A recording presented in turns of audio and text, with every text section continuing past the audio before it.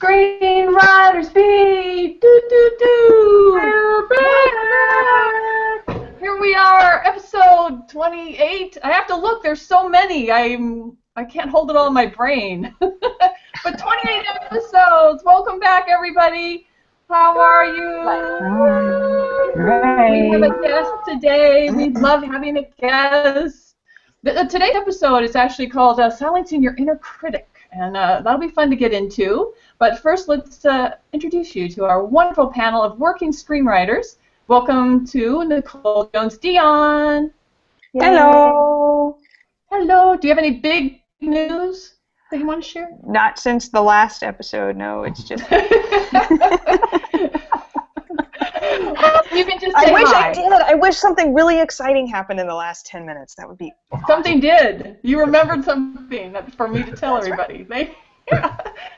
Margaret Risley, any big news happen in the last 10 minutes? No, we're good, but we're not quite that good. No, never know. Welcome back.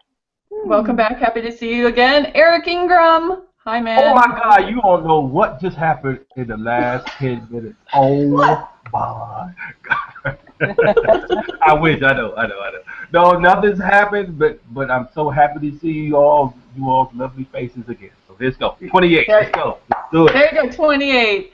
And we also have Dawn Fields back again, second time. We're so happy to have you here as our guest. Now, Dawn is the crowdfunding queen, and as we have found out, and we hope to find out a little bit more, too, because she doesn't just know how to crowdfund some great short films. She also has webinars that teach directing, amongst other things, and a contest that I can't wait to learn about. Hi, Dawn. Welcome back. Hi, thank you. Welcome. I'm so glad to be here. Thank you so much. This is like a really great platform, and you guys are doing some great stuff, so thank you for having me. You're welcome. Good to see you again.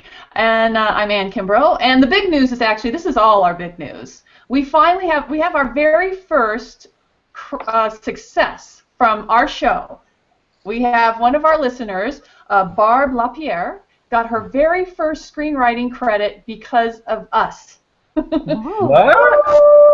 She was watching an episode when we were talking about Mandy.com. She went online while she was watching us.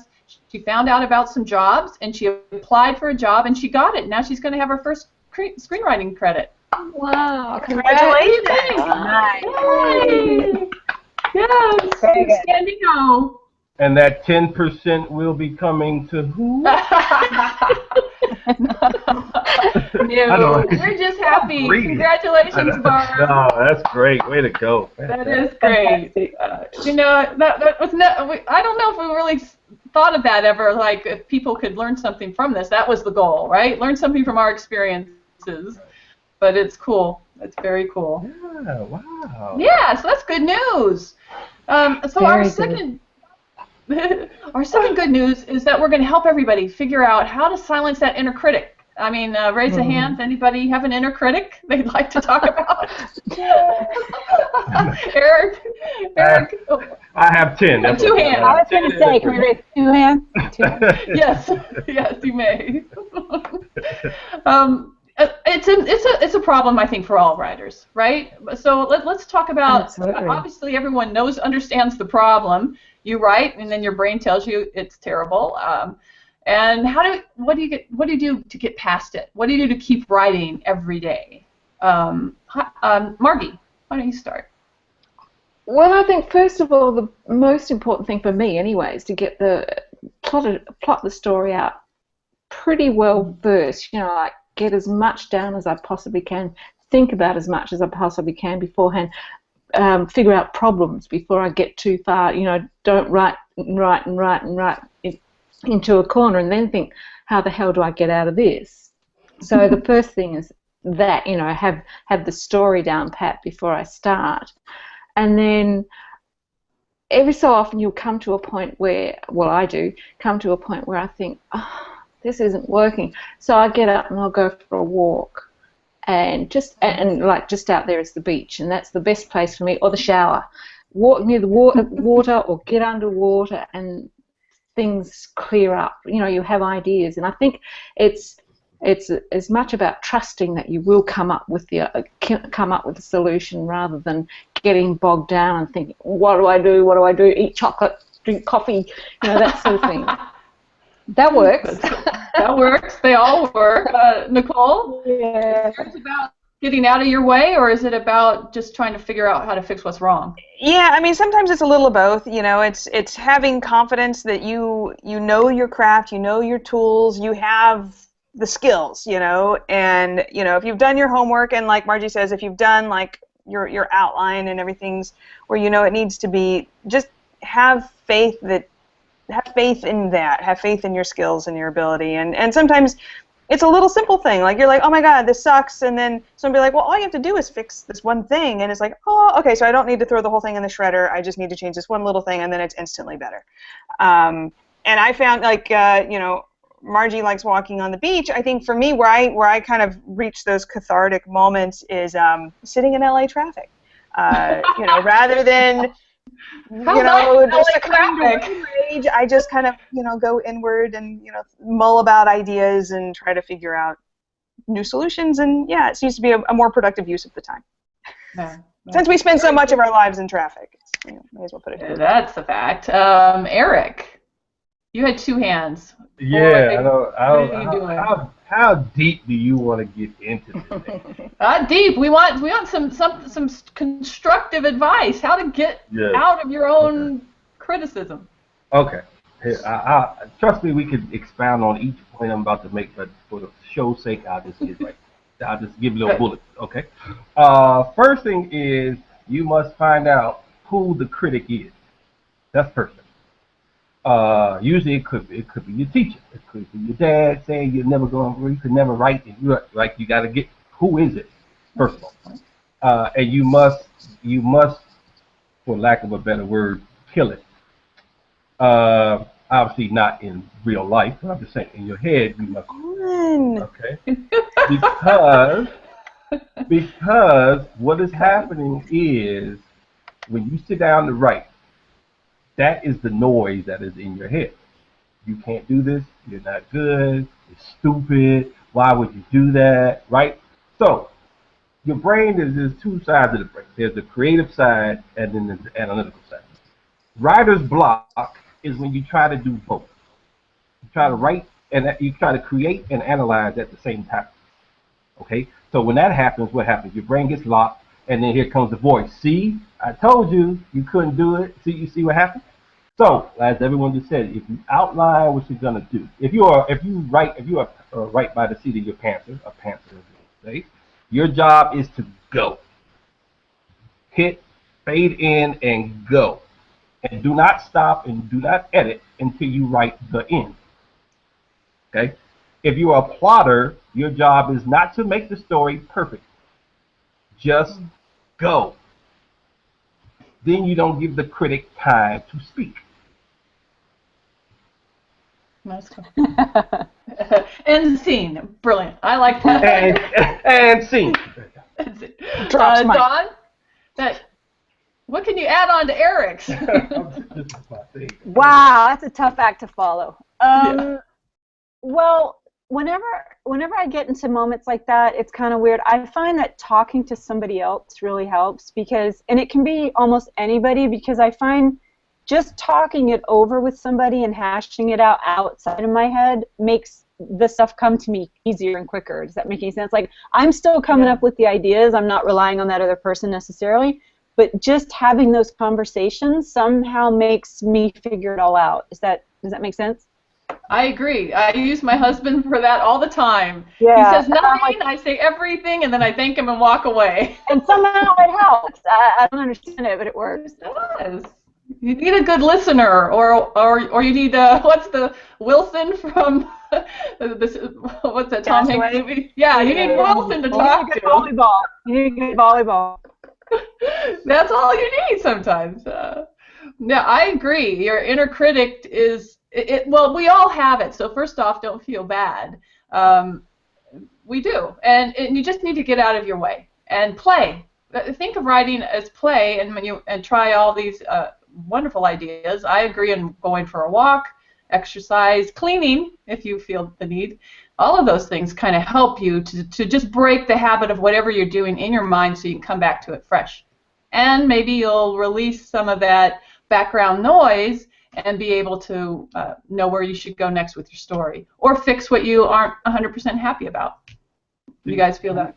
No, that's great. I'm sorry. Do you guys know why ideas come to you when you're washing dishes, vacuuming, going for a walk? Do you know why? I mean, I have thought this for so long. This is why. I don't read books upon books. So this is Tell why. us. What happens is it's the same kind of left brain, right brain. Your motor skills are left brain. Okay, so when you're washing dishes, this side is busy. Therefore, your creative side is free. That's why when you're in the shower, you get your greatest ideas in the shower. Those people who do that, why? Because you're busy doing stuff, and your left brain has no time to worry about what's happening on the side of the brain. That's why. So yes, you go for a walk, you wash dishes, you play, whatever you do, it engages the left side, which gives the right side the freedom to play.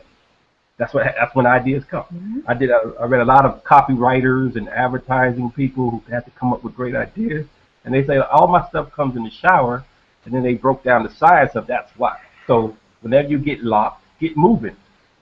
Take a shower. Yeah. Take a shower. Take a shower. Wash the dishes. Clean. So clean. How many showers a day can you take? I know. How many? We're having this drought. We probably don't want every screenwriter in LA to jump in the shower all the time. Not right now. That's what Woody Allen does. Before he writes, he has to take a shower, right? And then somewhere in a couple hours later, before he take a walk or something, he has to come back. He has to take another shower, and then he figures out the next part of the movie. I was like, oh, okay. Okay. I'm sorry. I was going to add on to that. One of the things I've done is I've just made a conscious decision to go take a walk and not come back until I've figured out whatever I'm hung up on. That's cool. Just don't come back until you figured it out. what happened to Dawn? She went out for a walk. Dawn disappears. We know why. Yeah. And then Anne gets a knock at the door. Hey, it's Dawn. I walked all the way here. She's going to Vegas. Yay. How about from a writing standpoint? Do you ever just say, I'll just skip over this part and go write the end or something? Are there writing solutions? I can't do that. I have to figure out as I go along. I just can't do it. I know some people can. Do you write chronologically? Do you start at the beginning and work all the way to the end? Yeah. I do. Yeah. I do. But I don't mind. I don't mind writing the beginning and then trying to write the end, knowing I'll totally rewrite the end. But I don't mind at least having an idea of where that last scene at least is. It's easy to think of a last scene if you've already written the opening, and that can get you. Yeah. What I'll do sometimes is if I hit a scene and I'm just like, I'm not feeling it, or I just want to get on to the next one, I'll write like a little blurb about what I need to accomplish in that scene, so it'll be there as a reminder for when I come back to it later. And that way I have done that actually. Moving, yeah. Yeah. And I found, like, if I know exactly what the ending is going to be, that will inform the first, like the opening. That'll give me, once I've got the end down, then I can come back and think, I can do this a better way. I can have a better opening image. I can show the theme a bit better. Yeah, just knowing where I'm going at the end. Right. Right. Eric, have you ever tried to act something out? Stood up and said. Come on, you know me. I am the actor connoisseur. Come on, this is. Yeah. So are you acting the parts? Like, what would they say? When I do my dialogue pass, yes, I actually step into that. I've done some acting off Broadway, all this kind of stuff. So I could do the acting thing. So I find that being able to get out of the writer's head and get into the actor's or the character's head and let go of where this is supposed to go, as opposed to let the character part of me let go where it wants to go, and inevitably I find it's a better spot than what the writer Eric has came up with. Actor Eric is better than writer Eric. Yes. I move my lips when I type dialogue. I didn't realize I did this until my husband pointed it out, and I'm like, oh crap, because I write out in public a lot, like coffee shops and stuff. And I've written with you in a coffee shop, and you weren't doing it. If it's any consolation. Okay, maybe it comes and goes in waves. It must. It must. That's funny. Oh well. What's some advice? What shouldn't you do about your inner critic? What shouldn't you do? Listen. Yeah, good one. Curl up in a ball. I'll go. Cry. I'll play the devil's advocate. Okay. I'll play devil's advocate. There is something that the inner critic is trying to tell you that there's a nugget in there. So don't totally discard it. You just don't let it stop you. That's the difference. That's a good point. As I can't think of her name, something Cameron, the artist, wait. There is a vein of gold in there somewhere. Julia Cameron. They're trying to tell you, like, either like I remember I wrote this scene and the parents didn't tell the son that they were his parents, right? So it was a tough scene, right? So I kind of skimmed over it, kind of like, oh, you're my dad, no, and then the kid like ran out of the room, right? And my teacher was like, get in there. Nope, get in there, talk about it, let everyone smell it. Like, it was like, get in there, don't run from it, right? But that was my critic kind of wouldn't let it go. Like, no, there's more to this scene that you're afraid to talk about, because maybe you're like Erically, you're afraid to talk about it as opposed to the story and the character needs to talk about it. That kind of thing. So don't totally discard it, but also don't let it stop you. I agree, because very often I've found, inevitably, when I do get stuck, it's because there's a problem with the story, and it just, I can't move on until I've figured out what that problem is. And once I've got it, but it took me a long time to figure that out, story after story. If I'd get stuck, I would, try all different things to try to work it out, carry on. But now I know that if I get stuck, there's a logistical problem, there's a structural problem, there's a character problem, a relationship problem, something is wrong. So until I figure it out, I'm stuck. But now I know that, and I know where to start looking. So even if it's just going back a few scenes to see where I've gone off track. But so you're right, Eric. There is, don't always discount it. Oh yeah, I agree. Do you guys ever feel like that critic comes up when you're writing something that's more intimate? Was that a yes, Eric? Based on you, and like it's coming from your own personal experience, and it's something intimate that maybe you don't necessarily want to be writing about, but it's coming out anyway. Does it ever hit you then? Yeah. Can I say something, please? I know. I'm sorry, guys. I don't want to.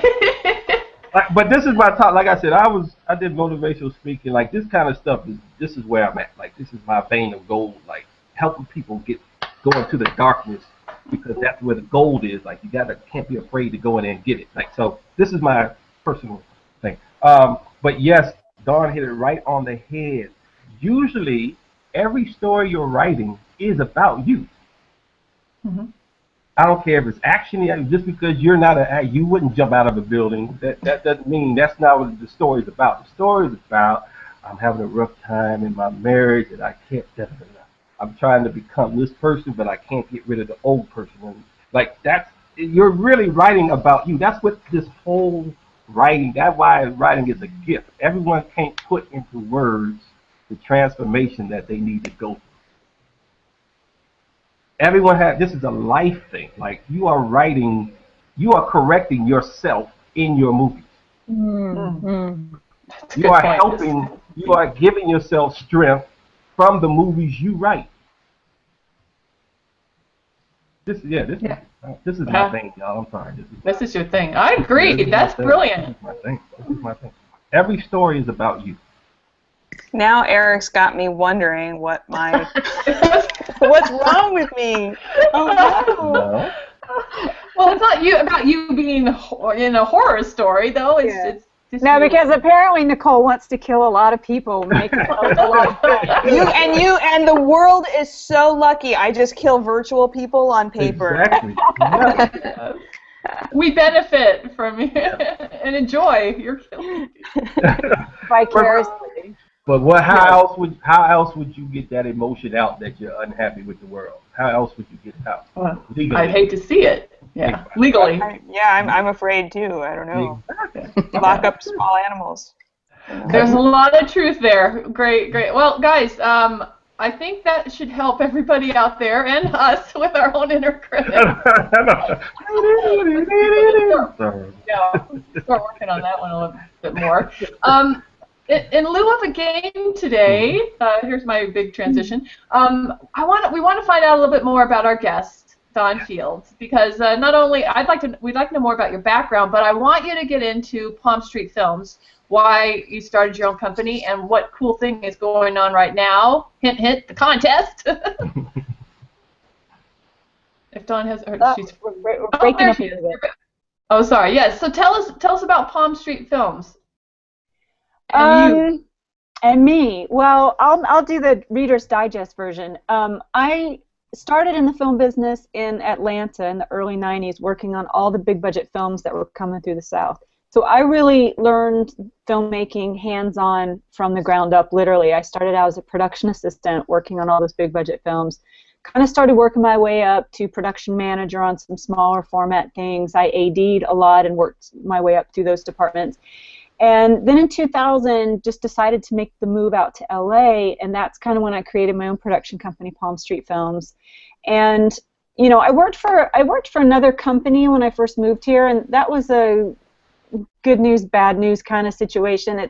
Sometimes it's hard for me to work for other people when I kind of want to be involved in those top level discussions. Like, I'm not really one to kind of just sit back and let everybody else do stuff. It's like, no, I want to get in there with you and I want to be involved in that. And so then I created my own production company and started doing my own things.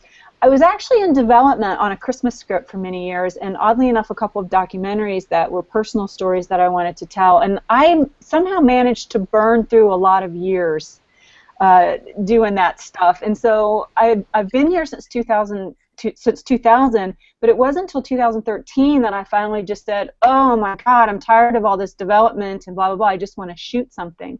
And that's when I launched, right? Does everybody feel that? You know that feeling? As writers, you probably feel that way all the time. I just want to shoot something. So that's when I launched the first informal Palm Street Film Script Contest, which was simply me just going onto my Facebook and saying, hey, does anybody have a script? And oddly enough, that tiny little informal script contest, the script that won that first contest, they got $150, and we said we'd make their movie. That's that, and there was no submission fee, anything like that. It was all very informal. But that short film got turned into the Lance Henriksen film Fragile Storm. Wow. Yeah, it took us many years and a lot of ups and downs, and I could talk, you know, there's a whole story just on that film. And I call it Our Heart of Darkness. You know that documentary about the apocalypse? Yeah. Wow. It's kind of our Heart of Darkness, but, you know, because it almost killed us, but we got it made. Oh, no. And then the second year that we did that was also rather informal. We had access to a stage where they had some standing sets. They had a house and a jail cell and an airplane cockpit or airplane cabin and a hospital and all these other things. And we had access to it for a day. So we went back to Facebook and said, hey, who has a script that they either have or can write for us that we can shoot in one day that takes place in any one of these settings? And John Whetstone came up with this really clever idea that used 2 of those locations, and that got turned into The Interrogation, which was actually the first film we actually produced. It took Fragile Storm much longer to get made, but The Interrogation was the first film that Palm Street Films actually produced. I didn't direct that one. I was only producing at the time. And then the third contest was this past year, 2014, and that's the first time we actually charged a submission fee, offered a substantial cash prize, and the winner of that, we did features and shorts that year, and the best short film was called 5 Days in Calcutta. He won $500 for best short, and we're actually producing that one as well, and that's the one I was telling you guys earlier we're going to start a crowdfunding on in May and then shoot in June, July. So all 3 years, those winning short films, went into production, which is really awesome. What happens with the feature? Because you're not at feature level yet, right? I'm not ready for a feature yet because I'm committed to some other shorts. 2 of our shorts are still in post-production, like I said earlier, and I'm committed to finishing those, obviously. And then we want to do 5 Days in Calcutta. So it's now looking like a feature won't be until 2016, maybe. But for the script contest, we definitely wanted to honor both shorts and features. And so for 2014, for this year, our script contest, oddly enough, is running right now. We're open for submissions for the 4th annual film script contest. And same thing, best short wins $500, best feature wins $1,000. Terrific. And like the great thing for everybody here is what are the restrictions? The only restriction is it can't be optioned or already produced, obviously. I don't really have any restrictions on you being a professional writer or how much you make per year or anything like that. And the other thing too is the real advantage for you guys. It's a very small competition field because we're kind of a new, very small, intimate contest. Last year we only got 90 scripts total. Wow, yeah, that is the odds are better. Yeah, you have really good odds. Odds are in your favor. Yeah. Sorry, I just saw the Hunger Games. I'm sorry. Oh yeah, I'm with you. How long does the contest run for? How long is your submission time? Well, it's open right now. The early bird, the early discount is over on April 17th. So that's coming up in a few weeks. And then the final deadline is April 30th. And then we'll make the winning announcement on June 2nd. Oh, that's cool. I like something that's pretty fast. And I am looking for a feature to direct. That is, after we get all our shorts wrapped up, that is going to be the next thing. So you never know. Terrific. Never know. Eric? Are there categories or just best of the best? Nope, any category, best of the best. Okay. Yep. Best of the best. Okay. Yeah. Anything that's a good story, I'm open to it. I mean, what I look for in this contest is I look for professional writers, right? Like, I'm not looking for, it's a good story, but this person doesn't know how to format, because I don't feel like you should really, this is just me personally, that should be rewarded in a professional script contest. I think, I'm looking for professionally formatted, professionally written scripts that are also good stories. Brilliant. Cool. Well, Dawn, it's been so incredible to have you here with us. You've just added a lot to our panel and our discussion. Thanks so much for taking the time. Thank you. Thanks for having me. This has been awesome. It's my pleasure.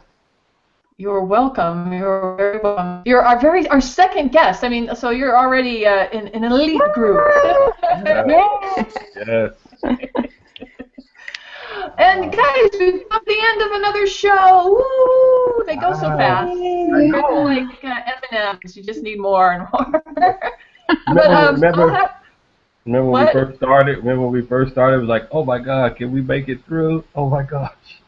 Oh my gosh, can we make it to 20 minutes? Oh my God, I don't know if we can make it. Yeah. No, you're right. And now I'm like, we gotta go. We're just talking. Times change when you're having fun, huh? I know, right? I'm going to have, if everyone wants to say, you can either talk about your future work, what you're looking for, but I'm going to fold in the question, name your favorite movie of all time. If you had to name one. If you can't name one, name a couple. But I thank everybody so much for your time and being here. And Nicole Jones-Dion, you get to go first. Oh, see, I'm so bad at the favorite movie game. Because I tend to pick my genres. Okay, I'll just rattle off 3 that I really like. I really like The Omen, the original one, not the crappy new remake. I really like Back to the Future. I thought that was a lot of fun. And, Alien? No, Terminator. Let's do Terminator. I'll say Terminator. There you go. That's a good one. That's a good one. Margaret Risley, do you have good news or no, nothing new at the moment, but I think my all-time favorite is a lot of people's Casablanca. I love that movie. I could watch it again and again and again. The start of a brilliant relationship, or what is it? I'm blowing the line. Yeah. I agree. Eric? I guess, I had to All right. My comedy one is the Three Amigos. I never get tired of that movie. Ghost in the Darkness, Michael Douglas. There's something about the lions, the killing lions that just got me. And then, of course, my tearjerker is Mr. Holland's Opus. Oh, wow. Yeah, those are all good ones. I Thank don't know you. if I've seen all of them, but I gotta go look for them now. They're good. Thank you. Mm. Yeah. Dawn, do you have a favorite? Best overall organic dialogue is probably Harry Met Sally. That's one of my favorites. Sometimes they're not necessarily, I don't think of them as my favorites, but there are oftentimes movies that I could watch again and again and again. Whenever it comes on cable, I'll watch it again. RoboCop is one of those movies for me. Oh, cool. Pretty Woman is one of those movies. It's like whenever it comes on, I could just, I'll get sucked in all over again, and I want to watch it. But most recently, I would say I was very disappointed that Whiplash didn't win Best Film this year, and I also did love The Imitation Game. Did not care for Birdman or Boyhood. Honest truth be told. I would second that. I love Whiplash. I didn't put it on my list, but it would definitely be there. I wanted to pick two things because there's so many movies that we like, right? It's really hard to say. I wanted to pick two so different movies that I totally love. So one is Some Like It Hot, and the other is Guardians of the Galaxy. Nice. You couldn't get any further apart, right? Right. Well, thanks again, guys. Appreciate you always being here and sharing all your great insight. And I hope everybody out there beats their inner critic just enough. Listen to it, but don't let it stop you from writing. Right. Thanks. Have a big hello. Keep writing, everybody. Bye, everybody. And we'll see you on the next Screenwriters Speak.